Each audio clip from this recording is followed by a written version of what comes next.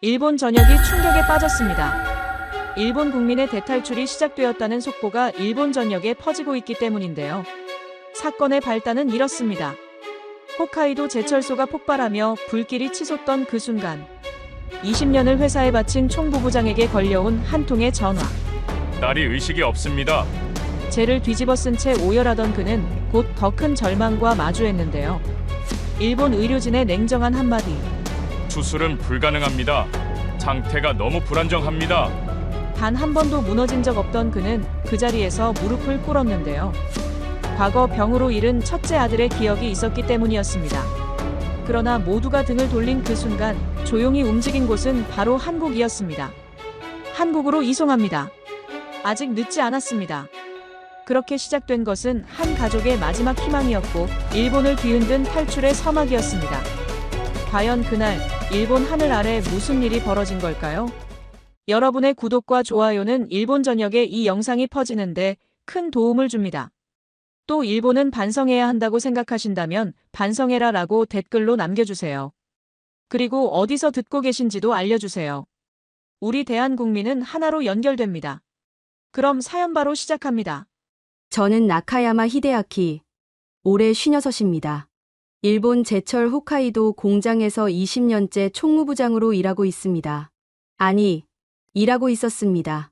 그날 아침 8시 40분, 저는 공장 3층 사무실에서 월간 보고서를 검토하고 있었습니다. 창밖으론 평소처럼 용광로에서 하얀 증기가 피어올랐고 작업복 입은 직원들이 분주히 오가는 모습이 보였죠. 그때였습니다. 쾅! 건물 전체가 흔들렸습니다. 책상 위 커피잔이 쏟아지고 서류들이 바닥에 흩어졌어요. 귀가 먹먹해지면서 동시에 날카로운 경보음이 울려 퍼졌습니다. 창문 너머로 검은 연기가 하늘을 뒤덮기 시작했고 곧이어 두 번째 폭발음이 들렸습니다. 제2공장 용광로였습니다. 복도로 뛰쳐나갔을 때 이미 직원들이 비상계단으로 몰려가고 있었어요. 저는 본능적으로 반대 방향으로 달렸습니다. 20년 동안 총무부장으로 일하며 익힌 비상 매뉴얼이 머릿속을 스쳐 지나갔죠. 먼저 현장 상황을 파악해야 했습니다. 1층 로비에 도착했을 때 제 눈앞에 펼쳐진 광경은 참혹했습니다. 제2공장 건물 한쪽이 무너져 내렸고 부서진 철골 사이로 불길이 치솟았어요. 공장 마당 곳곳에 쓰러진 사람들이 보였고 누군가는 동료를 부축하며 비틀거렸습니다. 타는 냄새와 화학약품 냄새가 뒤섞여 숨 쉬기조차 힘들었죠. 부장님. 뒤에서 누군가 제 팔을 잡았습니다. 총무팀 사토 대리였어요.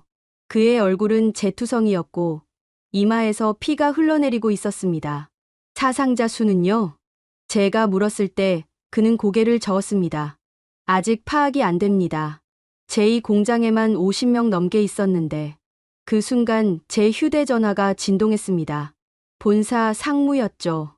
전화를 받자마자 다그치는 목소리가 들렸어요. 나카야마 부장, 지금 상황이 어떻습니까? 피해 규모는? 아직 정확한 집계는? 언론이 벌써 움직이고 있어요.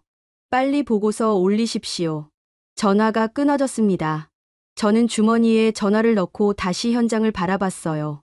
소방차 사이렌 소리가 점점 가까워졌고 구급대원들이 들것을 들고 뛰어왔습니다. 저는 사토 대리에게 지시했습니다. 부상자 명단부터 작성하세요. 저는 소방서랑 협의하겠습니다. 그렇게 지옥 같은 하루가 시작됐습니다. 오후 3시쯤 임시대책본부가 설치된 제1공장 회의실에서 첫 브리핑이 있었어요. 공장장과 안전팀장, 그리고 저를 포함한 주요 부서장들이 모였습니다. 탁자 위엔 검게 그을린 안전모들이 놓여 있었죠. 사망자 3명, 중상자 12명, 경상자 28명입니다. 안전팀장의 목소리가 떨렸습니다. 원인은 용광로 냉각 시스템 고장으로 추정됩니다. 정확한 조사는 시간이 더 필요하고요. 공장장이 책상을 쳤습니다. 피해액은요? 최소 500억엔. 복구에 6개월은 걸릴 겁니다. 회의실이 조용해졌어요. 모두가 이게 무슨 의미인지 알고 있었습니다. 일본 제철은 이미 몇 년째 적자였고 미국 기업 인수건도 불발됐죠. 이번 사고는 회사를 완전히 무너뜨릴 수 있었습니다. 나카야마 부장. 공장장이 저를 불렀습니다. 복구 총괄은 부장이 맡으시오.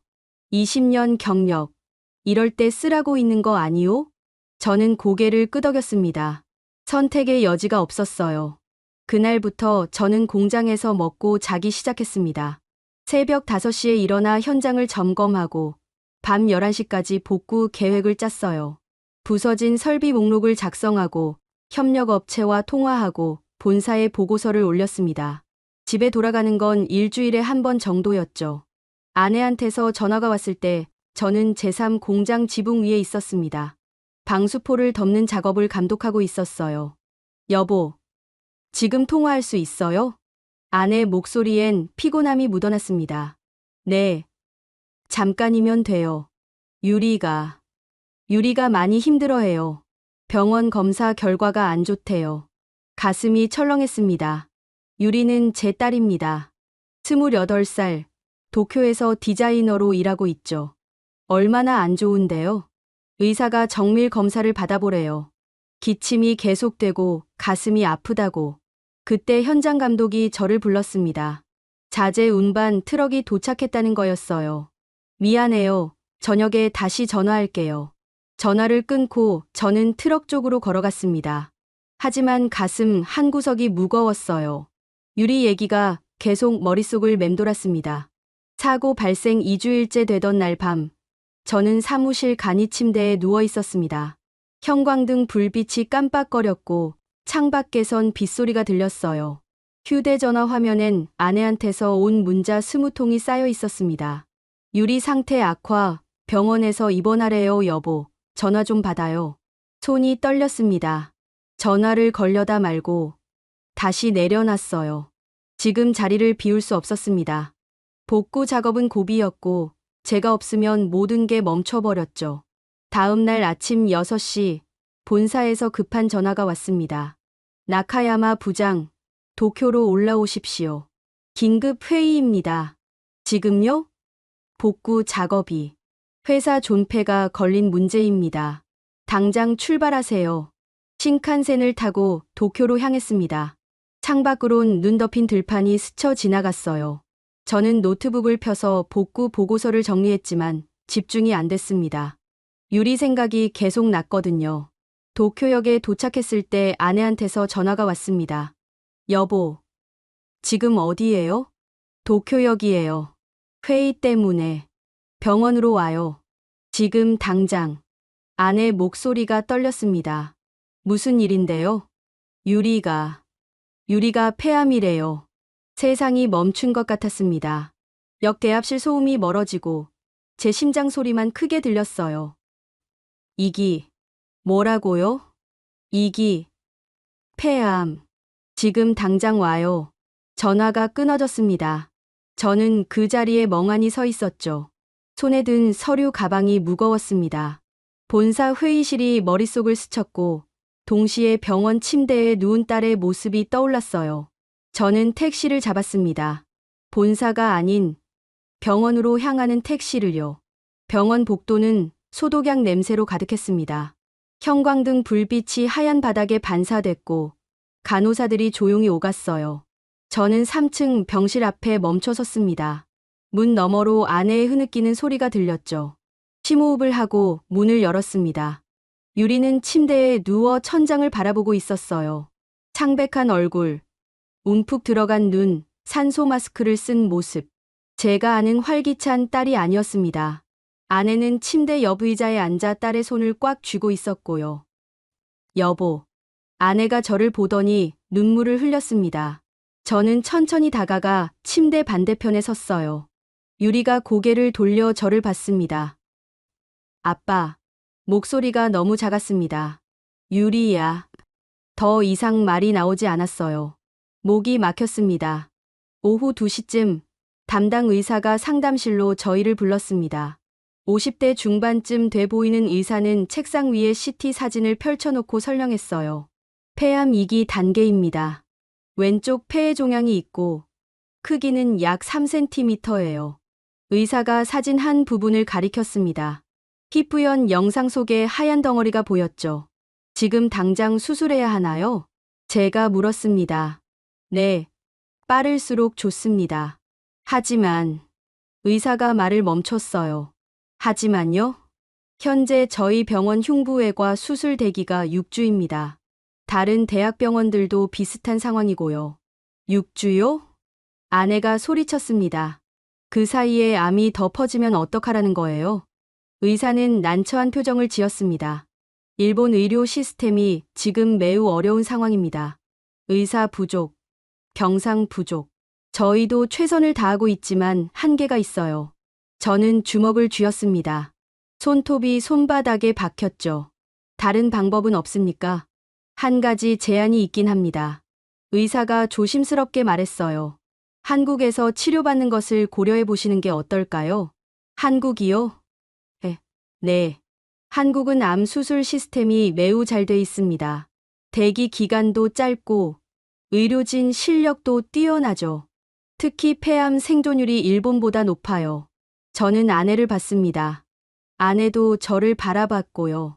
우리 둘 다 같은 생각을 하고 있었어요. 그날 밤, 저희는 병원 근처 작은 식당에서 저녁을 먹었습니다. 아니, 먹는 척했죠. 식탁 위 우동은 그대로였고, 저희는 그저 멍하니 앉아 있었어요. 여보, 아내가 먼저 입을 열었습니다. 유이 생각나요? 가슴이 철렁했습니다. 유이, 저희의 첫째 아들. 유이도 폐 때문이었잖아요. 아내 목소리가 떨렸어요. 그때 우린 아무것도 못했어요. 그냥 지켜만 봤죠. 저는 눈을 감았습니다. 15년 전 일이 떠올랐어요. 유이는 5살이었습니다. 어느 날 갑자기 숨쉬기 힘들어 하더니 병원에서 희귀 폐질환 진단을 받았죠. 의사들은 최선을 다했지만 결국 3달 만에 유이는 저희 곁을 떠났습니다. 장례식장에서 작은 관을 바라보던 그날, 저는 제 자신에게 맹세했어요. 다시는 이런 일을 겪지 않겠다고. 남은 가족은 반드시 지키겠다고. 유리만큼은. 아내가 울먹였습니다. 유리만큼은 절대 잃을 수 없어요. 저는 아내 손을 잡았습니다. 차가웠어요. 안 잃어요. 절대로. 어떻게요? 6주를 어떻게 기다려요? 한국으로 가요. 제가 단호하게 말했습니다. 한국으로 가서 치료받게 해요. 당장 내일이라도. 아내가 눈물을 닦았습니다. 회사는요? 홋카이도 복구는요? 그딴 거. 저는 말을 멈췄어요. 하지만 마음속으론 이미 결정했습니다. 회사고 뭐고 제 딸보다 중요한 건 없었어요. 다음 날 아침, 저는 한국 병원을 알아보기 시작했습니다. 인터넷으로 서울대형 병원들을 검색했고 국제진료부에 이메일을 보냈죠. 답장은 생각보다 빨리 왔어요. 서울종합암센터입니다. 환자분 CT 영상과 소견서를 보내주시면 검토 후 연락드리겠습니다. 저는 즉시 병원에서 자료를 받아 이메일로 전송했습니다. 그리고 기다렸어요. 1시간, 2시간, 3시간. 오후 4시 휴대전화가 울렸습니다. 나카야마 씨, 서울종합암센터 국제진료 코디네이터 김민지입니다. 유창한 일본어였어요. 검토 결과 수술 가능합니다. 빠르면 일주일 내 입국 후 바로 검사 진행하고 2주일 안에 수술 스케줄 잡을 수 있습니다. 2주일이요? 네. 저희 병원 흉부외과는 대기 기간이 짧은 편입니다. 일본에선 6주, 한국에선 2주일. 저는 떨리는 손으로 메모했어요. 비용은 얼마나? 상세한 견적은 따로 보내드리겠습니다. 일단 급하신 것 같으니 필요 서류부터 안내해 드릴게요. 전화를 끊고 저는 병실로 달려갔습니다. 아내는 유리 곁에서 졸고 있었고 유리는 눈을 감고 있었어요. 여보. 아내가 눈을 떴습니다. 한국에서 연락 왔어요. 2주일 안에 수술 가능돼요. 아내 얼굴에 희망이 번졌습니다. 처음으로요. 그날 저녁 유리가 깨어났을 때 저희는 조심스럽게 말했습니다. 유리야, 한국 가서 치료받자. 유리가 산소 마스크 너머로 물었어요. 한국요? 응. 거기선 빨리 수술할 수 있대. 아빠가 다 알아봤어. 유리는 잠시 생각하더니 고개를 끄덕였습니다. 오빠, 유이 오빠처럼은 안 되고 싶어요. 가슴이 무너졌습니다. 유리도 알고 있었던 거예요. 자기가 오빠와 같은 병으로 죽을 수도 있다는 걸. 안 돼. 절대 그렇게 안 돼. 아내가 딸을 껴안았습니다. 엄마 아빠가 지킬 거야. 이번엔 반드시. 저는 창밖을 봤어요. 도쿄 야경이 반짝였습니다. 하지만 제 눈엔 아무것도 들어오지 않았죠. 머릿속엔 오직 한 가지 생각뿐이었어요. 이번엔 절대 잃지 않는다. 유이에게 하지 못했던 약속. 이번엔 반드시 지키겠다고. 설령 그게 제 모든 것을 잃는다 해도요. 한국행 준비를 시작한 지 이틀째 되던 아침, 제 휴대전화가 울렸습니다. 본사, 전무였어요. 나카야마 부장, 지금 어디 있습니까? 목소리가 차갑게 가라앉아 있었습니다. 도쿄입니다. 가족, 일로. 홋카이도 복구 현장은 누가 책임지고 있죠? 사토 대리가 임시로. 임시로요? 전무가 말을 끊었습니다. 20년 경력의 총무부장이 사고 현장을 신입 대리한테 맡기고 자리 비웠다는 게 말이 됩니까? 저는 침묵했어요. 변명할 말이 없었습니다. 내일 아침 8시까지 본사로 출근하십시오. 이건 명령입니다. 전화가 끊어졌습니다. 저는 병실 복도에 서서 창밖을 바라봤어요. 회색 하늘 아래 도쿄 빌딩들이 빼곡했습니다. 병실로 돌아가자 아내가 물었습니다. 누구였어요? 본사요. 뭐래요? 내일 출근하래요. 아내 얼굴이 굳었습니다. 지금 농담이에요? 유리가 이런데? 나도 알아요. 저는 침대에 앉았어요. 유리는 약 기운에 잠들어 있었죠. 작고 여린 얼굴, 산소 마스크에 맺힌 습기, 가늘게 오르내리는 가슴. 제 딸이었습니다. 안 가요. 제가 말했습니다. 뭐라고? 회사 안 가요. 유리가 먼저예요. 아내가 제 손을 잡았습니다. 떨리고 있었어요. 다음 날 아침 7시 저는 본사 앞에 서 있었습니다. 가지 않겠다고 했지만 결국 왔어요. 최소한 직접 말해야 한다고 생각했거든요. 전무 사무실 문을 두드렸습니다. 들어오십시오. 전무는 책상에 앉아 서류를 보고 있었어요. 저는 문을 닫고 그 앞에 섰습니다. 앉으시죠. 서 있겠습니다. 전무가 고개를 들었습니다. 나카야마 부장, 회사가 지금 어떤 상황인지 아십니까? 압니다. 홋카이도 사고로 손실액이 800억엔을 넘었어요. 주가는 반토막 났고 노조는 파업 운운하고 있죠.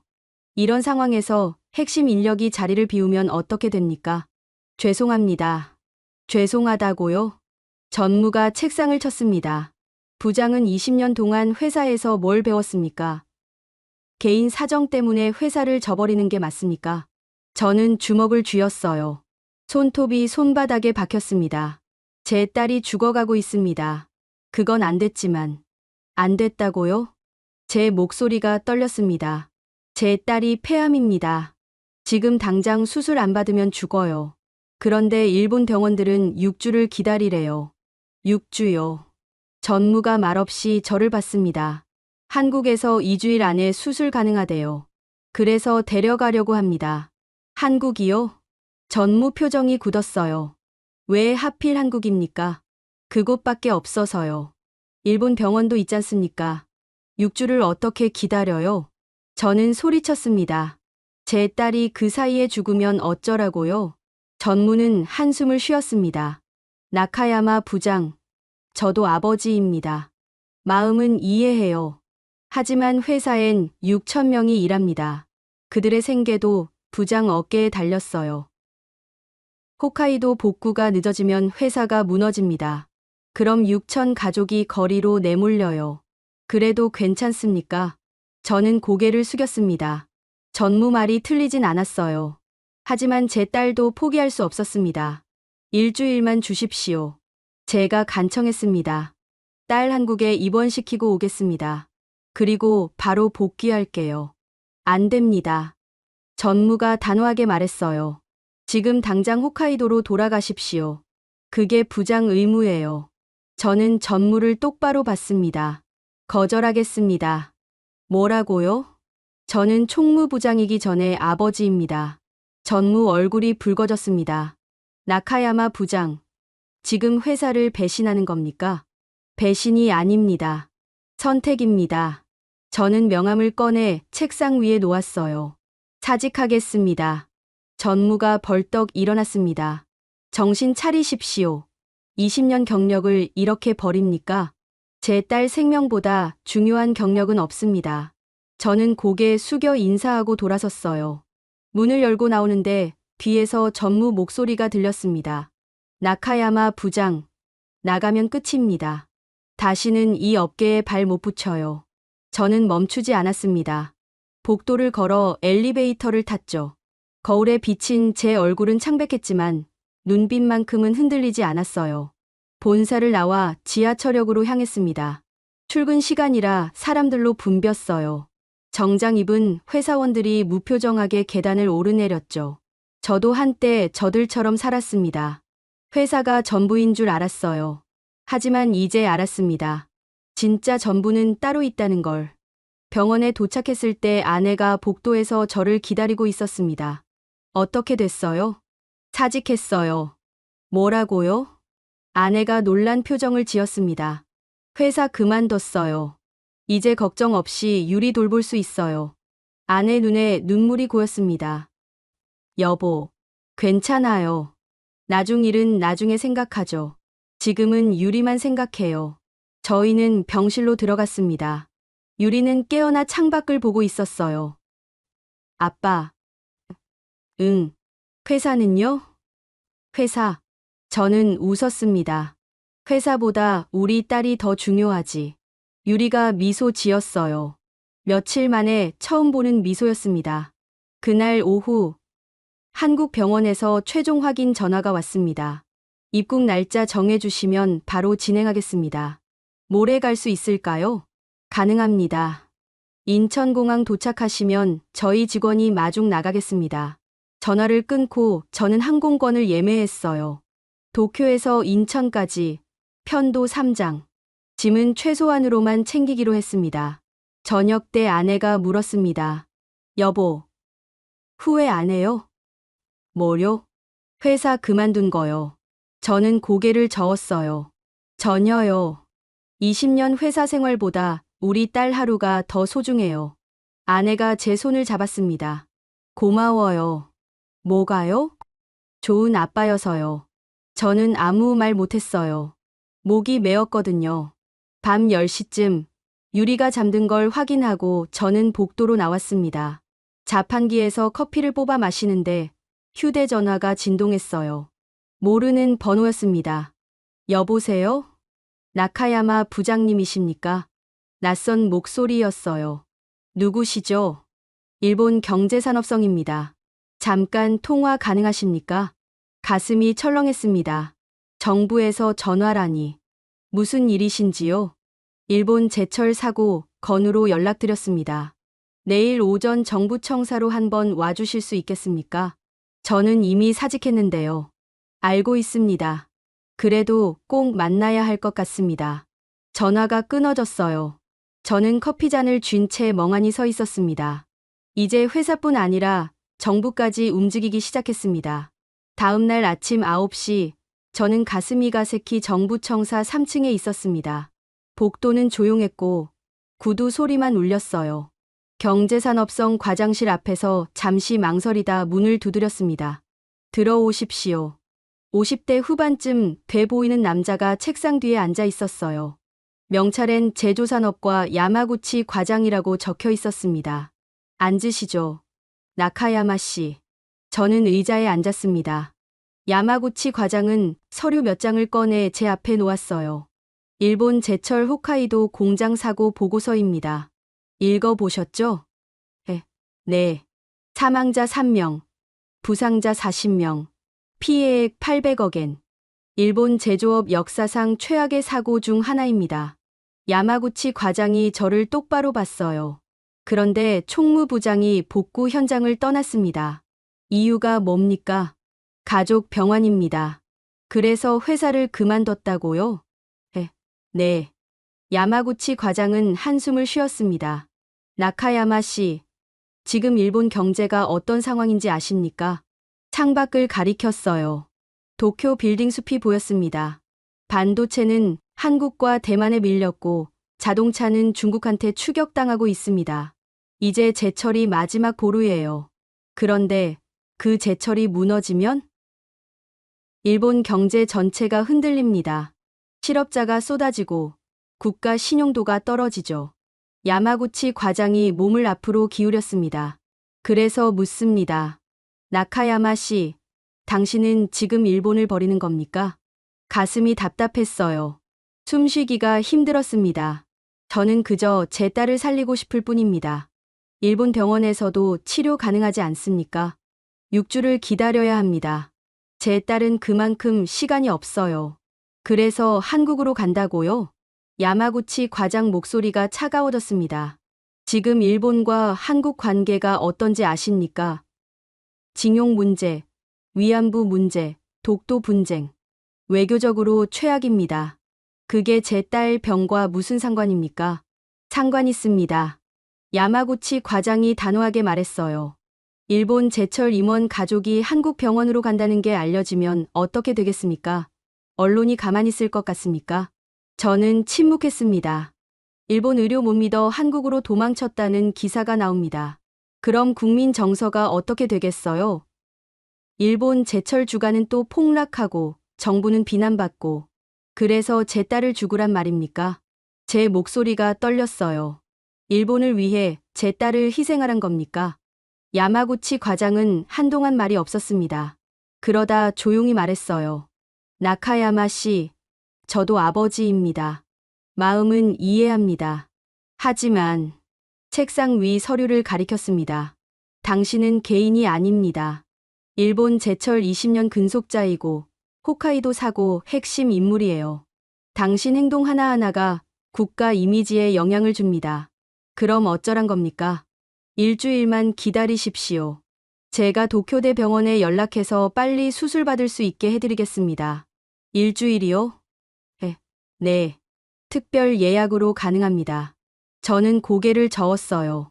안 됩니다. 제 딸은 하루라도 빨리 수술받아야 해요. 그럼 사흘은요?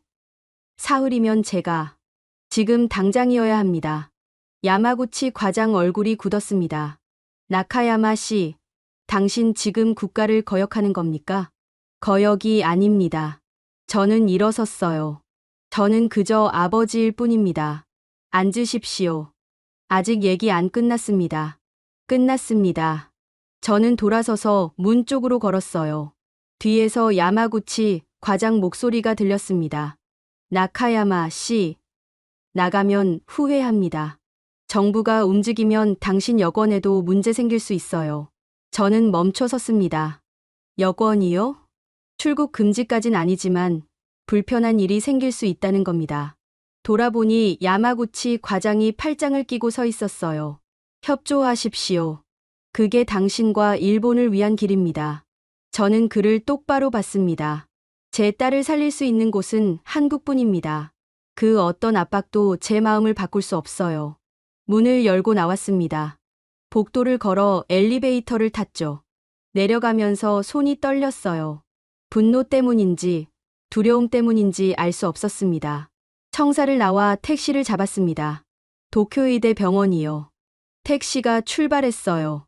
창밖으론 점심시간 도쿄 거리가 스쳐 지나갔습니다. 회사원들이 식당으로 들어가고 학생들이 편의점에서 도시락을 사고 평범한 일상이었죠. 하지만 제겐 그런 일상이 없었습니다. 병원에 도착하니 아내가 복도 의자에 앉아 있었어요. 어떻게 됐어요? 안 됐어요. 저는 옆에 앉았습니다. 정부에서도 압박하네요. 한국 가지 말래요. 왜요? 국가 이미지 어쩌고, 외교 관계가 어쩌고. 아내가 제 손을 잡았습니다. 그래도 갈 거죠? 당연하죠. 저는 아내를 봤어요. 회사도 버리고 정부도 거역했는데 이제 와서 물러설 순 없어요. 아내가 미소 지었습니다. 슬픈 미소였어요. 우리 많이 힘들어질 거예요. 알아요. 그래도 괜찮아요. 우리 딸만 살면 돼요. 병실로 들어갔습니다. 유리는 침대에 기대에 앉아 태블릿으로 뭔가 보고 있었어요. 뭐 봐? 제가 물었습니다. 한국 병원 후기요. 유리가 화면을 보여줬어요. 한국 병원에서 치료받은 일본 환자들 후기였습니다. 다들 좋다고 하네요. 의사 선생님들도 친절하고 시설도 깨끗하고. 유리가 저를 봤어요. 아빠, 정말 거기 가도 돼요? 당연하지. 회사는요? 아빠 직장. 아빠는 이제 직장 없어. 유리가 놀란 표정을 지었습니다. 왜요? 우리 딸 살리려고 그만뒀지. 미안해요. 왜 미안해? 아빠가 선택한 거야. 저는 딸 머리를 쓰다듬었어요. 유리야, 아빠한테 제일 중요한 건 너야. 회사도, 정부도, 아무것도 아니야. 유리 눈에 눈물이 고였습니다. 사랑해요, 아빠. 나도 사랑해. 그날 밤, 저는 병원 옥상에 올라갔습니다. 도쿄 야경이 한눈에 들어왔어요. 반짝이는 불빛들, 오가는 차들, 살아 숨쉬는 도시. 저는 이 도시에서 56년을 살았습니다. 태어나고, 자라고, 일하고. 제 인생 전부가 여기 있었죠. 하지만 이제 떠나야 했습니다. 휴대전화를 꺼내 한국병원 코디네이터에게 문자를 보냈어요. 모레 인천공항 도착합니다. 준비 부탁드립니다. 답장이 금방 왔습니다. 알겠습니다. 공항에서 뵙겠습니다. 문자를 읽고 저는 휴대전화를 주머니에 넣었어요. 그리고 도쿄 야경을 마지막으로 바라봤습니다. 미안합니다. 일본. 하지만 저는 아버지입니다. 인천공항 입국장 문이 열렸을 때 저는 휠체어를 밀고 있었습니다. 유리가 그 위에 앉아 있었고 아내가 옆에서 짐을 끌었어요. 3월 초 서울은 도쿄보다 조금 쌀쌀했습니다. 나카야마 씨 가족분이십니까? 한국어로 말하는 여성이 다가왔어요. 20대 후반쯤 돼 보이는 분이었습니다. 네, 맞습니다. 저는 서툰 한국어로 대답했습니다.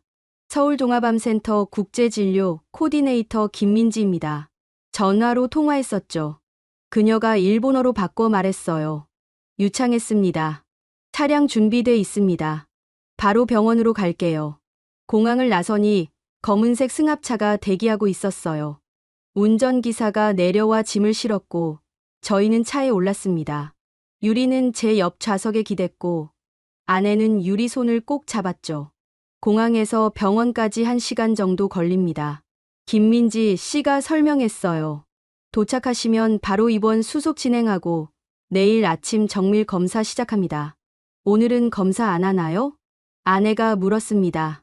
환자분 컨디션 봐서 내일이 낫겠다고 의료진이 판단했습니다. 오늘은 푹 쉬세요. 차는 고속도로로 접어들었어요. 창밖으론 한국 풍경이 스쳐 지나갔습니다. 아파트 단지들, 간판들, 낯선 글자들. 모든 게 일본과 달랐어요. 아빠, 유리가 작은 목소리로 불렀습니다. 왜? 무서워요. 뭐가? 모르는 나라에서 수술받는 게. 저는 딸 손을 잡았어요. 아빠가 옆에 있잖아. 엄마도 있고. 그래도 괜찮아.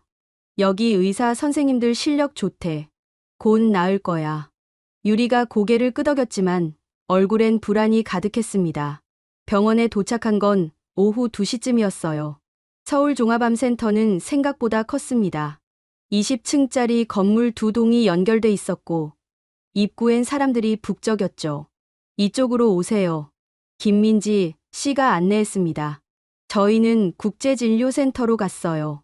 깨끗한 대기실, 친절한 직원들, 일본어 안내 표지판까지. 외국인 환자를 위한 배려가 곳곳에 보였습니다. 입원 수속을 마치고 병실로 올라갔어요.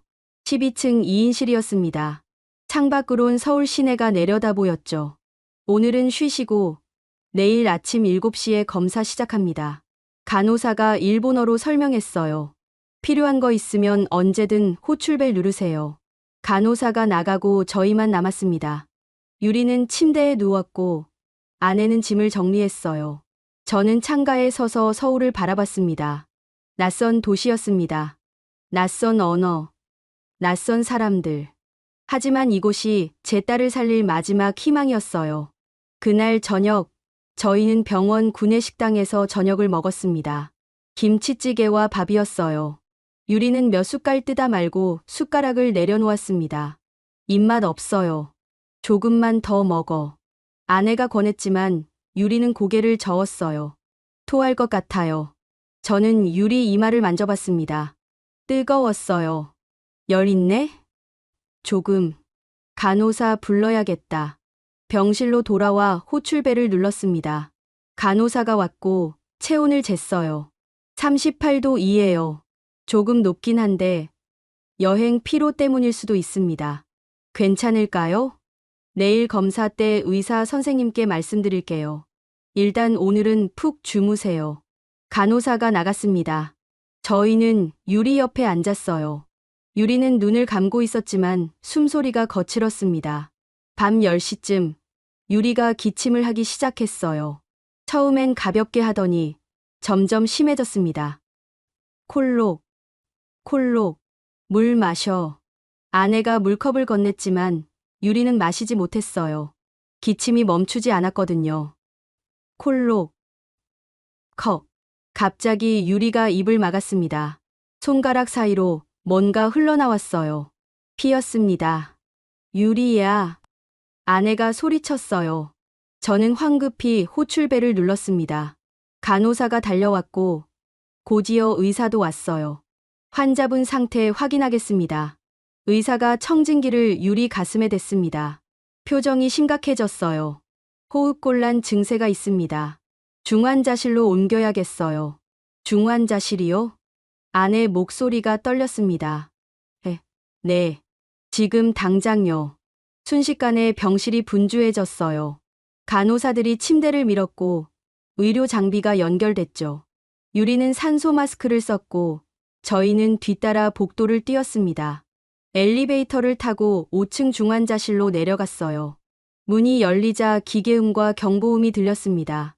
여러 침대에 환자들이 누워 있었고 의료진이 바쁘게 움직였죠. 보호자분들은 밖에서 기다리세요. 간호사가 저희를 막았습니다. 안 돼요. 저희 딸이. 의료진이 처치하고 있습니다. 조금만 기다려주세요. 중환자실 문이 닫혔어요. 저희는 복도 의자에 주저앉았습니다. 아내는 울고 있었고 저는 멍하니 천장만 바라봤어요. 1시간쯤 지났을까요? 의사가 나왔습니다. 마스크를 벗으며 저희에게 다가왔어요. 환자분 상태가 예상보다 좋지 않습니다. 얼마나 안 좋은데요? 제가 물었습니다. 암세포 진행이 생각보다 빠릅니다. 폐 기능도 많이 약해졌고요. 의사가 태블릿을 꺼내 영상을 보여줬어요. 여기 보시면 종양이 기관지를 압박하고 있습니다. 그래서 호흡곤란이 온 거예요. 수술은 할 수 있나요? 지금 상태론 어렵습니다. 그럼 어떡해요? 아내가 소리쳤습니다. 일단 폐 기능을 안정시켜야 합니다. 그 다음에 수술 가능 여부를 판단하겠습니다. 시간이 얼마나 걸려요? 며칠, 아니면 일주일. 일주일이요? 저는 주먹을 쥐었어요. 그 사이에 더 나빠지면요? 의사가 저를 똑바로 봤습니다. 나카야마 씨, 저희는 최선을 다하고 있습니다. 최선이요? 네. 우리는 끝까지 포기하지 않습니다. 그 말에 뭔가 울컥했어요. 일본 의사들은 어렵다, 힘들다만 했거든요. 하지만 이 한국 의사는 포기하지 않는다고 했습니다. 믿어도 되는 겁니까? 믿으셔도 됩니다. 의사가 악수를 청했어요. 저는 그 손을 잡았습니다. 따뜻했어요. 의사가 돌아가고 저희만 남았습니다. 복도는 조용했고 중환자실 불빛만 환하게 켜져 있었어요. 여보, 아내가 제 어깨에 기댔습니다. 우리 잘한 거 맞죠? 네. 한국까지 와서 이렇게 되면 괜찮아요. 의사 선생님이 포기 안 한대요. 정말 믿어요? 저는 고개를 끄덕였습니다. 네. 믿어요. 하지만 솔직히 확신은 없었어요. 두려웠습니다. 유리를 잃을까봐, 또다시 아이를 보내야 할까봐. 유이 얼굴이 떠올랐어요. 작은 관 속에 누워있던 5살 아들. 그때 아무것도 못했던 무력한 아버지. 이번엔 다르다. 이번엔 반드시 지킨다. 저는 주먹을 불끈 쥐었습니다. 중환자실 밖 복도에서 첫날 밤을 보냈습니다. 딱딱한 의자에 앉아 눈을 붙였다 뜨기를 반복했어요. 아내는 제 어깨에 기대 잠들었고 저는 중환자실 문만 바라봤습니다. 새벽 5시쯤 간호사가 나왔어요. 환자분 상태 안정됐습니다. 잠깐 들어가 보실래요? 저희는 황급히 일어났습니다. 손 소독하고 가운 입고 중환자실로 들어갔어요. 유리는 침대에 누워 있었습니다. 온갖 선이 몸에 연결돼 있었고 모니터엔 심박수와 산소 포화도가 표시됐죠. 하지만 숨소리는 어젯밤보다 고른 것 같았어요. 유리야. 아내가 조용히 불렀습니다. 유리가 눈을 떴어요. 엄마. 응. 엄마 여기 있어. 아빠도요? 아빠도 있어. 저는 유리 손을 잡았습니다. 차가웠어요. 미안해요. 걱정 끼쳐서. 무슨 소리야. 괜찮아질 거야. 유리가 희미하게 미소 지었습니다. 오전 9시 담당 의료진 회의가 있었어요. 저희는 상담실로 불려갔습니다. 책상 앞엔 3명이 앉아 있었어요. 흉부외과 이준혁 교수입니다. 40대 초반쯤 돼 보이는 의사가 자기소개했어요. 종양내과 김서연 교수, 호흡기내과 박민수 교수입니다. 함께 유리 씨 치료 계획을 세웠습니다. 이준혁 교수가 대형 모니터를 켰어요. 유리의 CT 영상이 떴습니다. 어젯밤 응급 CT 결과입니다. 종양이 기관지를 압박하고 있고 흉수도 차 있습니다. 화면을 가리키며 설명했어요. 이 상태로는 수술이 불가능합니다. 먼저 종양 크기를 줄이고 폐 기능을 회복시켜야 해요. 어떻게요? 제가 물었습니다. 3가지 방법을 동시에 진행합니다. 김서연 교수가 설명했어요. 첫째, 표적항암제로 종양 성장을 억제합니다. 유리 씨 유전자 검사 결과 EGFR 변이가 있어서 표적 치료가 효과적일 겁니다. 둘째, 기관지 스텐트 삽입으로 기도를 확보합니다. 박민수 교수가 이어받았어요. 압박된 기관지를 넓혀서 숨 쉬기 편하게 만드는 거죠. 셋째, 흉수 제거하고 폐 기능 회복 치료를 병행합니다. 이준혁 교수가 마무리했어요. 이 3가지를 일주일에서 열흘 정도 진행하면 수술 가능한 상태로 만들 수 있습니다. 저는 아내를 봤어요. 아내도 저를 봤고요. 일본에선 힘들다고만 했는데 여긴 구체적인 계획이 있었습니다. 정말 가능한 겁니까? 쉽진 않습니다. 이준혁 교수가 솔직하게 말했어요. 하지만 불가능하진 않아요. 저희 팀은 이런 케이스를 여러 번 성공시켰습니다. 믿어도 되는 거죠? 네. 저희를 믿으셔도 됩니다. 그날 오후부터 치료가 시작됐어요. 먼저 표적항암제 투여했습니다. 간호사가 링거에 약을 연결했고 투명한 액체가 천천히 유리 몸속으로 들어갔어요. 부작용 있을 수 있습니다. 구토, 설사, 피부 발진 같은 거요. 증상 나타나면 바로 말씀하세요. 저희는 침대 옆에 앉아 지켜봤습니다. 1시간, 2시간. 다행히 유리는 별다른 반응 없이 견뎠어요. 다음 날 아침, 기관지 스텐트 시술이 예정돼 있었습니다. 유리는 금식했고 저희는 수술실 앞에서 기다렸어요. 국소 맞추라 1시간이면 끝납니다. 간호사가 설명했습니다. 걱정 마세요. 하지만 걱정 안 할 수가 없었어요. 저는 복도를 왔다 갔다 했고 아내는 의자에 앉아 기도했습니다. 50분쯤 지났을 때 문이 열렸어요. 침대가 나왔고 유리가 누워 있었습니다. 잘 끝났습니다. 박민수 교수가 마스크를 벗으며 말했어요. 스텐트 잘 들어갔어요. 이제 숨 쉬기 훨씬 편할 겁니다. 회복실에서 깨어난 유리는 달라 보였어요. 숨소리가 편안했고 얼굴에 혈색이 조금 돌았습니다. 아빠. 응. 숨 쉬기가 좀 편해졌어요. 저는 눈물이 날 뻔했어요. 참았지만요. 사흘째 되던 날 흉수 제거 시술을 했습니다. 늑막에 가는 관을 넣어 고인 물을 빼내는 거였어요. 800cc 정도 나왔다고 했습니다. 이만큼이나 차 있었어요? 아내가 놀랐습니다. 네. 그래서 숨 쉬기 힘들었던 겁니다. 이제 폐가 제대로 펴질 수 있어요. 그날부터 유리는 눈에 띄게 좋아졌어요.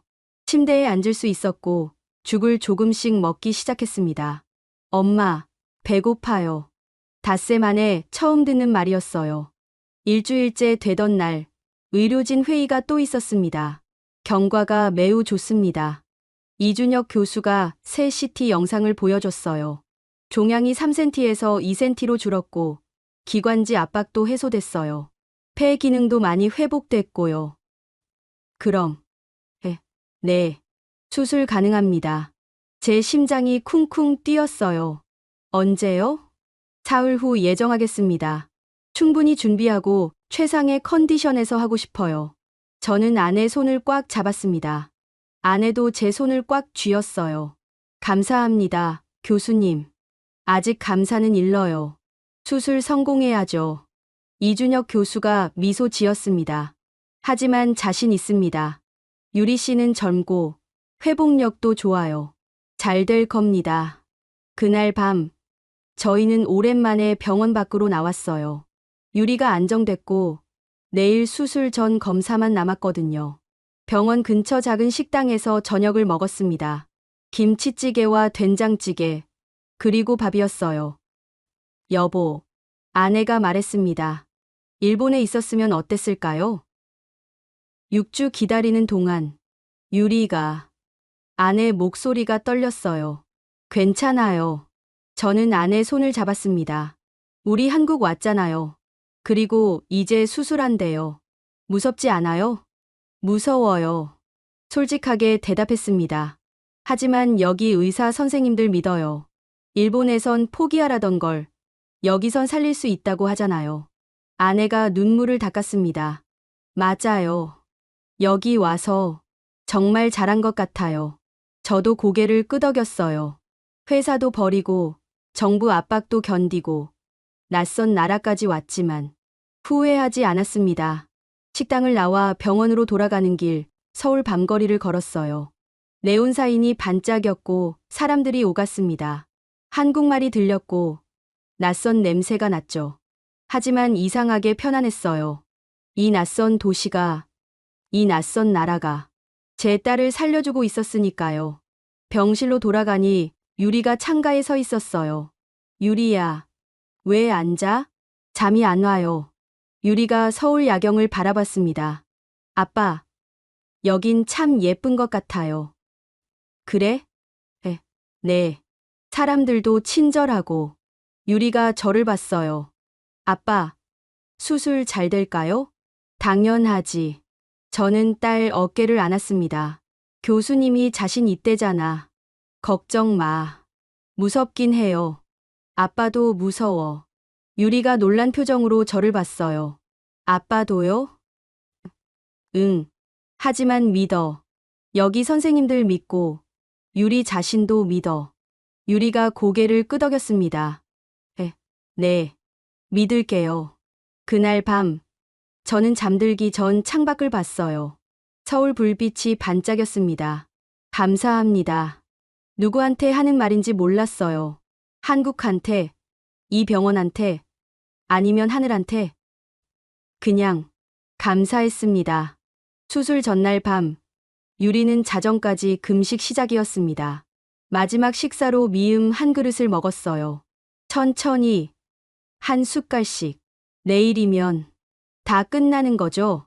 유리가 물었습니다. 응. 수술 잘 되면 회복만 하면 돼. 아내가 대답했어요. 오래 걸려요? 6시간 정도래. 6시간. 유리가 천장을 봤습니다. 그동안 아빠, 엄마는 뭐 해요? 기다리지. 뭐.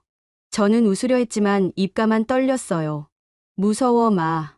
금방 끝날 거야. 유리가 제 손을 잡았습니다. 아빠, 만약은 없어. 제가 말을 끊었습니다. 유리는 꼭 나. 그리고 우리 같이 일본 돌아가는 거야. 일본요?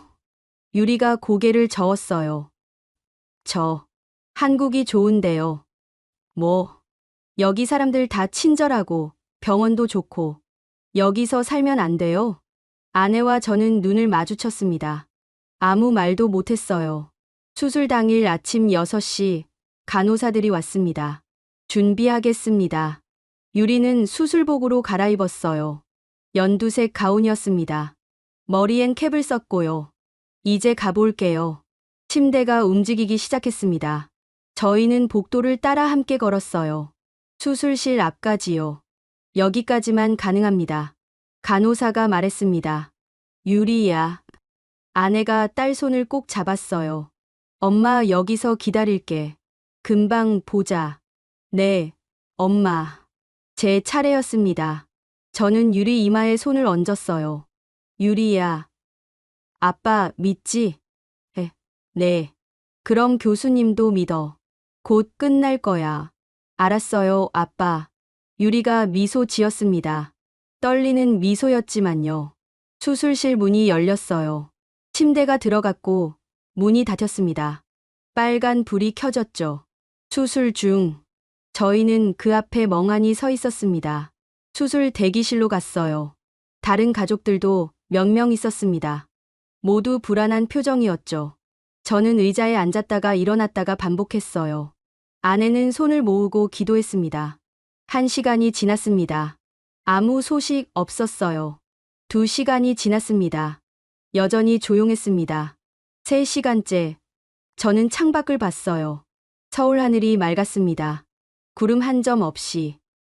제발. 누구한테 빌고 있는지 몰랐어요. 그냥 제발, 제발만 반복했습니다. 4시간째. 아내가 화장실 가고 없을 때 제 휴대전화가 울렸어요. 일본 번호였습니다. 여보세요? 나카야마 부장님? 낯익은 목소리였어요. 일본 제철 사토 대리였습니다. 사토 군. 부장님. 미안합니다. 회사가 파산했습니다. 뭐라고? 홋카이도 복구 실패하고 본사도 자금난 견디지 못했어요. 어제 법정 관리 신청했습니다. 머리가 멍해졌어요. 직원들은 전원 정리해고 통보받았습니다. 저도. 사토 목소리가 떨렸습니다. 죄송합니다. 부장님. 제가 능력이 부족해서. 아니야. 저는 천천히 말했습니다. 자네 잘못 아니야. 고생했어. 전화를 끊었어요. 멍하니 앉아 있었습니다. 20년 일했던 회사가 사라졌습니다. 동료들이 거리로 내몰렸죠. 제가 있었다면 달라졌을까? 아니, 어차피 무너질 회사였어요. 아내가 돌아왔을 때 저는 아무 말 안 했습니다. 지금은 유리만 생각해야 했으니까요. 5시간째. 수술실 전화가 울렸어요. 간호사가 받았습니다. 네, 알겠습니다. 간호사가 저희를 봤어요. 곧 끝난답니다. 조금만 더 기다려주세요. 가슴이 두근거렸습니다. 6시간 15분. 수술실 문이 열렸어요. 이준혁 교수가 나왔습니다. 마스크를 벗으며 저희에게 다가왔어요. 저희는 벌떡 일어났습니다. 교수님, 성공했습니다. 그 한마디에 세상이 멈췄어요. 종양 완전 제거했고 림프절도 깨끗합니다. 예상보다 훨씬 잘 됐어요. 아내가 주저앉았습니다. 울음을 터뜨렸어요. 저는 말이 안 나왔습니다. 그냥 서 있었어요. 나카야마 씨. 교수가 제 어깨를 두드렸습니다. 따님 이제 괜찮을 겁니다. 그제야 눈물이 났어요. 참았던 게 한꺼번에 쏟아졌습니다. 감사합니다. 무릎이 꺾였어요. 저는 교수 앞에 무릎 꿇었습니다. 정말 감사합니다. 일어나세요. 교수가 황급히 저를 일으켰어요. 제 일 했을 뿐이에요. 유리 씨가 젊고 건강해서 가능했던 겁니다. 회복실에서 유리를 봤습니다. 산소 마스크를 쓰고 자고 있었어요. 평화로운 얼굴이었습니다. 유리야. 아내가 딸 손을 잡았어요. 엄마 여기 있어. 아빠도 있고. 저도 다가가 유리 이마를 만졌습니다. 따뜻했어요. 살아있는 온기였죠. 유이야. 형은 이번엔 지켰어. 마음속으로 말했습니다. 내 동생. 형이 지켰어. 유리가 눈을 뜬 건 저녁 6시쯤이었어요. 아빠, 응, 유리야. 수술 끝났어요? 응, 잘 됐어. 정말요? 응, 교수님이 완전히 없앴대. 유리 눈에 눈물이 고였습니다. 나 살았어요? 그럼 우리 딸 살았지. 유리가 울기 시작했어요. 아내도 울었고 저도 울었습니다. 간호사가 들어왔다가 조용히 나갔어요. 저희 셋만의 시간을 존중해 준 거죠. 얼마나 울었을까요? 한참 뒤 유리가 말했습니다. 아빠, 한국, 좋은 나라네요. 그래, 여기서 살고 싶어요. 저는 창밖을 봤어요. 서울 저녁 하늘이 붉게 물들고 있었습니다. 일본에선 회사가 망했습니다. 돌아가 봤자 일자리도 없었죠. 하지만 여긴 제 딸을 살려줬어요. 그래, 저는 유리 손을 잡았습니다. 여기서 살자. 우리. 아내가 놀라서 저를 봤습니다. 여보, 정말요? 응. 일본엔 돌아갈 게 없어. 회사도 망했고. 하지만 여긴 유리 살려준 곳이잖아. 아내가 미소 지었어요. 눈물 흘리며요. 그날 밤 병실로 옮긴 유리는 깊이 잠들었습니다. 저희는 침대 양옆에 앉아 유리를 지켰어요. 여보, 아내가 속삭였습니다. 우리 정말 잘한 거 맞죠? 맞아요. 저는 고개를 끄덕였습니다. 회사 버리고, 일본 떠나고, 모든 게 이 순간을 위한 거였어요. 창밖엔 서울 밤이 반짝였습니다. 이제 이곳이 저희 집이 될 거예요. 수술 후 2주일이 지났습니다. 유리는 매일 조금씩 나아졌어요. 처음엔 침대에서 일어나지도 못했는데, 나흘째부턴 혼자 화장실 갈 수 있었고, 일주일째엔 복도를 천천히 걸었습니다. 아빠, 저 혼자서도 걸을 수 있어요. 유리가 제 팔을 놓으며 말했어요. 천천히, 무리하지 말고, 괜찮아요. 유리는 창가까지 걸어갔습니다. 그리고 서울 풍경을 바라봤어요. 여기 정말 예쁘다. 그날 오후, 이준혁 교수가 회진을 왔습니다. 경과 아주 좋습니다. 이대로 가면 일주일 후 퇴원 가능해요. 정말요? 아내가 물었습니다. 네. 조직검사 결과도 깨끗하게 나왔고 림프절 전이도 없었어요. 완치 판정입니다. 완치. 그 말을 듣는 순간 눈물이 났어요. 참으려 했지만 안 됐습니다. 감사합니다, 교수님. 퇴원 후엔 석 달마다 정기 검진 받으시면 됩니다. 한국 계속 계실 거죠? 저는 고개를 끄덕였습니다. 네. 여기서 살 생각입니다. 그럼 저희 병원 외래로 계속 오시면 돼요. 걱정 마세요. 교수가 나가고 저희 셋만 남았습니다. 아빠, 유리가 말했어요. 정말 한국에서 살 거예요? 응. 일본은요? 일본엔. 저는 잠시 말을 멈췄습니다. 돌아갈 게 없어. 회사도 망했고, 집도 팔아야 할 것 같고. 유리가 제 손을 잡았어요. 미안해요, 아빠. 쟤 때문에. 무슨 소리야. 저는 딸을 안았습니다. 아빠가 선택한 거야. 후회 안 해. 절대로. 그날 밤, 저는 김민지 코디네이터에게 연락했습니다. 한국 정착 도와줄 수 있나요? 물론이죠. 어떤 도움이 필요하세요? 집 구하는 것, 비자 문제, 취업. 모든 게 처음이라서요. 걱정 마세요. 저희 병원에 정착 지원 프로그램 있어요. 천천히 도와드릴게요. 며칠 후, 김민지 씨가 병실로 왔습니다. 서류 뭉치를 들고요. 일단 장기 체류 비자부터 신청하시는 게 좋을 것 같아요. 그리고 집은 병원 근처 원룸부터 알아볼까요? 감사합니다. 당연한 거예요. 유리 씨 완쾌하셔서 제가 더 기뻐요. 그렇게 하나씩 준비했습니다. 비자 서류, 집 계약, 은행 계좌. 낯설고 어려웠지만 하나씩 해냈어요. 퇴원 전날 유리가 물었습니다. 아빠, 일본 친구들한텐 뭐라고 말할 거예요? 솔직하게 말하지. 한국에서 새로 시작한다고 욕 안 먹을까요? 배신자라고. 욕 먹어도 괜찮아. 저는 유리를 봤어요. 아빠는 유리 살리는 게 제일 중요했어. 다른 건 중요하지 않아. 유리가 고개를 끄덕였습니다. 퇴원하던 날 병원 로비엔 의료진이 나와 있었어요. 이준혁 교수, 김서연 교수, 박민수 교수, 그리고 간호사들. 건강하세요. 유리 씨. 감사합니다, 교수님. 유리가 꽃다발을 받았어요. 저희 부부는 의료진 앞에 섰습니다. 그리고 깊이 고개 숙였어요. 정말, 정말 감사드립니다. 덕분에 제 딸이 살았습니다. 이준혁 교수가 웃었습니다.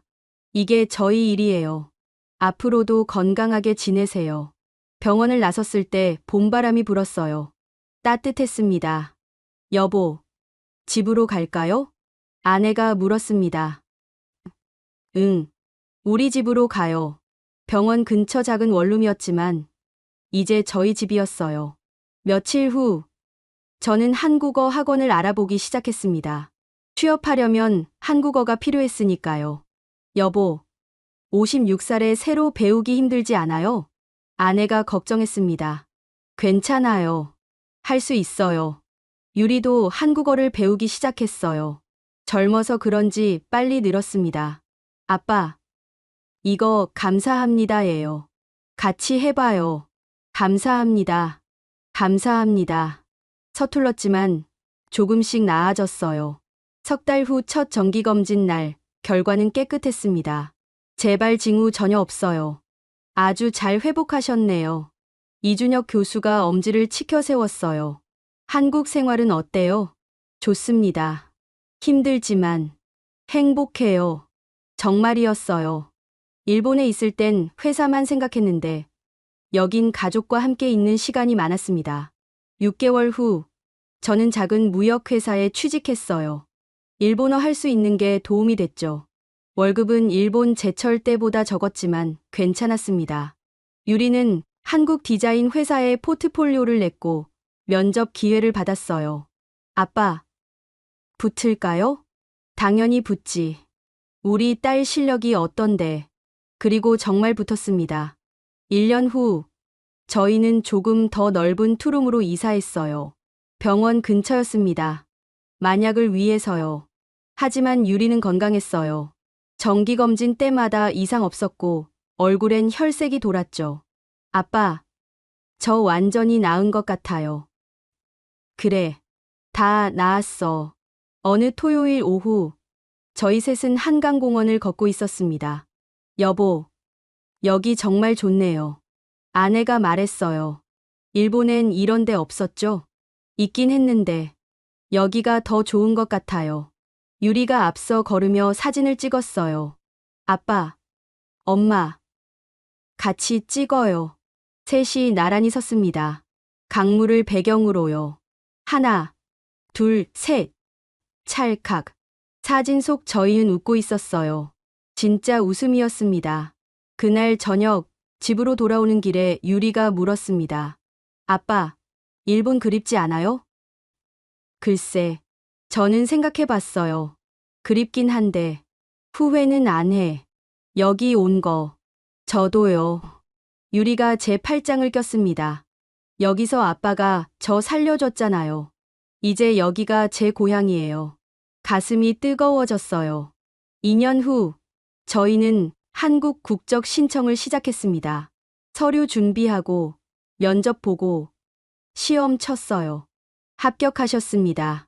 통지서를 받았을 때 손이 떨렸습니다. 여보, 우리 이제 한국 사람이에요. 아내가 울었어요. 유리도 울었습니다. 저도 울었어요. 국적 취득 후 처음으로 이준혁 교수를 찾아갔습니다. 교수님, 나카야마 씨. 아니, 이제 한국 이름 지으셨죠? 나중수입니다. 나카야마를 한자로 옮겨서요. 좋은 이름이네요. 무슨 일이세요? 저는 깊이 고개 숙였습니다. 감사 인사드리러 왔습니다.